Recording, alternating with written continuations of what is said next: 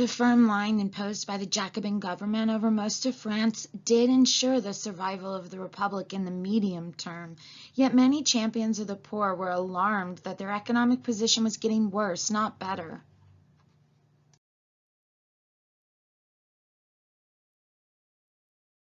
The economic situation continued to deteriorate in the summer of 1793.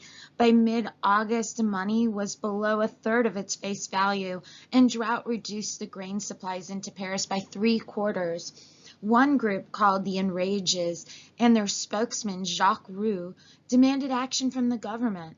As a priest in one of the poorest quarters of Paris, Roux was shocked by what he saw, people starving in crowded attics. These were people for whom the revolution had brought very little material improvement to their standard of living. His followers were wage earners, casual laborers, and the poor and unemployed. He wanted the convention to deal immediately with starvation and poverty, and when it did nothing, he denounced it. His program was economic terror. He demanded the execution of hoarders who pushed up the price of grain and the purge of ex-nobles from the army. Robespierre wanted to destroy Roux because he was threatening the Commune and the convention with direct action in the streets. Roux was an influential figure in the Journée of September 5, 1793, which adopted a new, more extreme approach to ensure movement of food into Paris. Roux was arrested during the course of the Journée, and after several months in prison, he took his own life in February 1794.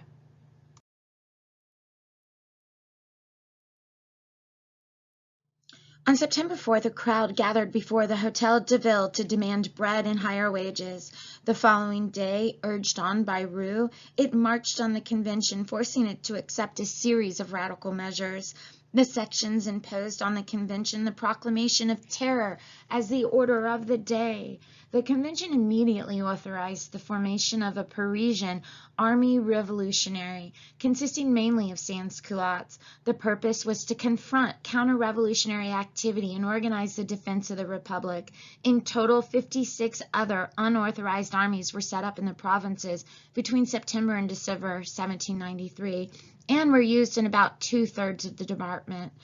The purpose of these civilian armies were to ensure the food supplies of Paris and the large provincial cities, round up deserters, hoarders, refractory priests, religious fanatics, political suspects, and royalist rebels, to mobilize the nation's resources for the war effort by confiscating church silver and bells.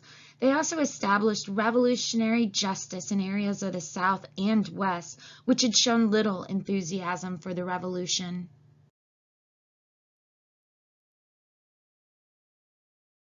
The operation of the Parisian army extended over 25 departments. Its main task was to ensure the capital's food supplies by requisitions in the major grain-producing areas of the north. A third of its men took part in the savage repressions of the federal revolt in Lyon. Both the Parisian and provincial armies were engaged in de-Christianization. The Parisian army was remarkably successful in supplying Paris with bread until the spring of 1794, and so helped to preserve the revolution. The provincial armies also did a good job in supplying major towns and the regular army on the eastern frontier. Their success, however, was unlikely to last because their numbers were small and they met enormous hostility from the rural population. There was great joy in the countryside when they were disbanded.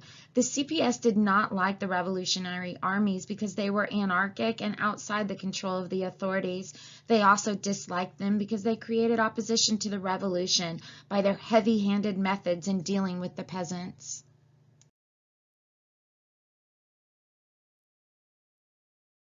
The convention had bowed to popular pressure from Roux and the sans-culottes in July by passing a law that imposed the death penalty for hoarding food and other supplies.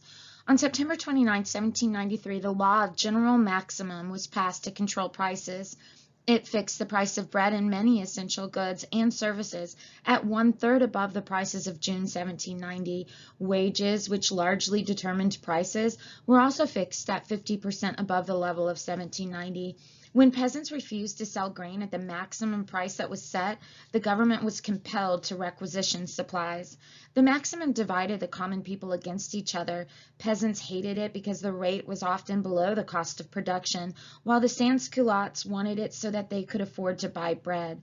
When sans-culottes went into the countryside with the army revolutionary to enforce the maximum, they clashed with peasants, and the conflict between town and country was deepened. The government was in a difficult position, as farmers would simply stop growing food if they couldn't make a profit.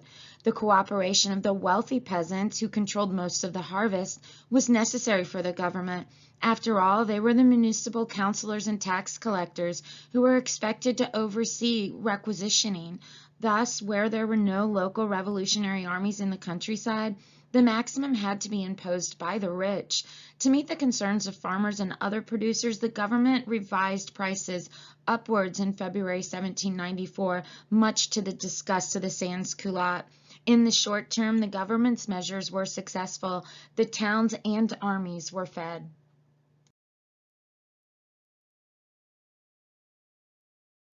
In October 1793, on the recommendation of the CPS, the recently approved Constitution was suspended, and it was decreed that the government of France will be revolutionary until the peace.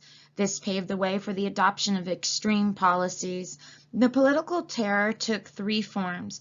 The official terror, controlled by the CPS and CGS, centered in Paris and whose victims came before the Revolutionary Tribunal. The terror in the areas of the Federal Revolt, such as the VII and Lyon, where the worst atrocities took place, and the terror in other parts of France under the control of watch committees, representatives on mission, and the revolutionary armies. The CGS was largely responsible for bringing cases before the Revolutionary Tribunal in Paris. Up to September 1793, the tribunal had heard about 260 cases and pronounced 66 death sentences. A series of celebrity trials were held which were popular with the masses and removed the regarded as enemies of the Republic. The trial of important figures almost always resulted in their execution. Acquittal would have been regarded as a vote of no confidence in the government.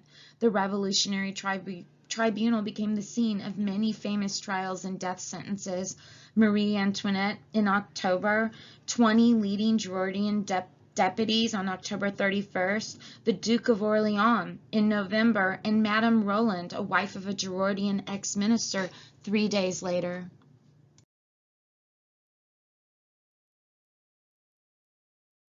By the end of 1793, the Federal Revolt had been suppressed by the regular army. Marseille, Lyon, and Toulon were taken, and the Vendée rebels crushed. Repression followed. From January to May 1794, troops moved through the area, shooting almost every peasant they met, burning their farms and crops, and killing their animals. Women were raped and mutilated. When the pacification was over, the Vendée was a depopulated wasteland. Thousands who surrendered crammed the prisons. They could not be released in case they rejoined the rebels and were shot without trial. In 10 departments involved in the Vendée rebellion, revolutionary courts condemned some 8,000 people, just over half of the 16,600 executions in France during the terror. Most were ordinary peasants, few were bourgeoisie. Representatives on mission in the revolutionary armies were often responsible for the worst atrocities. Their actions were fully supported and indeed encouraged by the government. At Nantes, the representative carrier carried out the dreadful drownings by placing 1,800 people, nearly half of them women, into barges, which were then taken to the mouth of the river and sunk. In Toulon, 800 were shot without trial, and a further 282 were sent to the guillotine by the Revolutionary Commission. Lyon, the second largest city in France, was to pay dearly for its rebellion. In October 1793, the Committee of Public Safety ordered the destruction of Lyon.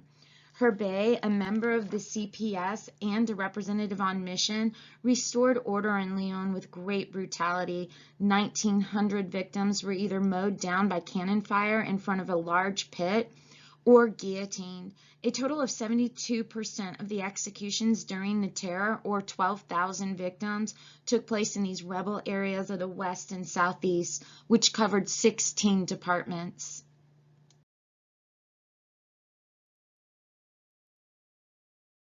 In 1793, the Law of Suspects was passed. Under this law, the government delegated some of its powers to local revolutionary committees. These committees were packed with fanatical Montagnards and their supporters. They worked closely with representatives on mission in the revolutionary armies to deal with counter-revolutionary activity. Mass arrests of suspects took place, about 500,000 according to one estimate, of whom 10,000 died in prison. The committees could also send offenders before one of the revolutionary tribunals and purge the local administration, removing moderates and replacing them with sans-culotte militants. These committees symbolized the terror at a local level. By the end of 1793, most rural communes had one. They were the one permanent institution of the terror in the countryside.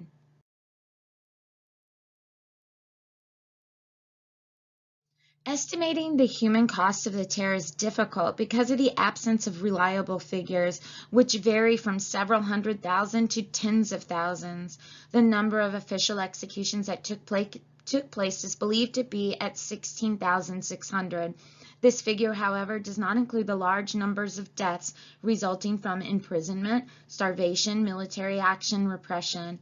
Of the official executions, most took place in the departments involved in the VII rebellion, about 53%, and the departments in the southeast, another 20%. In social terms, the official victims were mainly peasants and urban workers, with the nobility accounting for just 8% of the total deaths. What is clear is that the majority of the victims of the terror perished in the VII. The historian Douglas Johnson suggests a figure of 80,000 deaths for the VII. For the whole of the West, a round figure of 200,000 would seem to be realistic.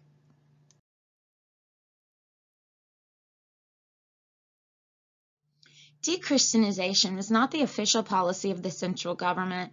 The main impulse for the campaign came from the sans-culottes in the Paris Commune, the revolutionary armies, and the representatives on mission.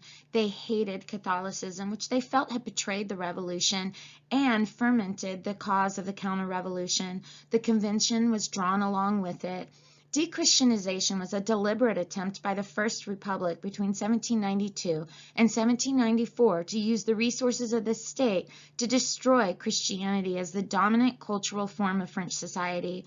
Like the abolition of the monarchy, the destruction of churches was a symbol of the revolutionaries' determination to destroy everything connected with the ancient regime. The attack on the church took various forms. Churches were closed, church bells and silver were removed, roadside shrines and crosses were destroyed. The Paris Commune stopped paying clerical salaries in May 1793, and in November ordered that all churches in Paris should be closed. Notre Dame became a temple of reason. Other areas of France rapidly followed the lead of Paris, so that by the spring of 1794, most of the country's churches had been closed. Priests were forced to renounce their priesthood, and many were compelled to marry. This brutal attempt to uproot centuries of Christian belief was deeply resented in the villages. For many ordinary people outside the Civil War zones, Dechristianization, which left large areas of France without priests, was the aspect of the terror that most affected them.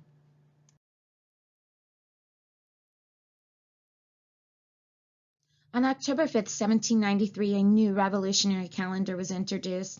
It was dated from September 22, 1792, when the Republic was proclaimed. Thus, the period from September 22, 1792 to September 21, 1793 became Year 1. The year was divided into 12 months and 30 days with 5 supplementary days, soon called sans-culotte tides.